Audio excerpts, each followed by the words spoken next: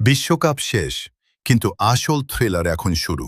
ICC men's টি-20 world cup খেলতে এসে ভারতে আটকে গেল দুই আন্তর্জাতিক দল। হ্যাঁ, ওয়েস্ট ইন্ডিজ ক্রিকেট টিম আর জিম্বাবুয়ে ন্যাশনাল ক্রিকেট টিম এখনও দেশে ফিরতে পারেনি। কারণ ইরান ইসরায়েল যুদ্ধ, মধ্যপ্রাচ্যের আকাশপথ পুরো বন্ধ, দুবাই রুট ব্লক, সব ফ্লাইট ক্যান্সেল। জিম্বাবুয়ের ফ্লাইট ছিল দিল্লি থেকে দুবাই হয়ে হারারে, কিন্তু Dubai airspace shutdown. West Indies দল এখন কলকাতার হোটেলে অপেক্ষায়। ইন্টারন্যাশনাল ক্রিকেট কাউন্সিল জরুরি ট্রাভেল সাপোর্ট ডেস্ক চালু করেছে।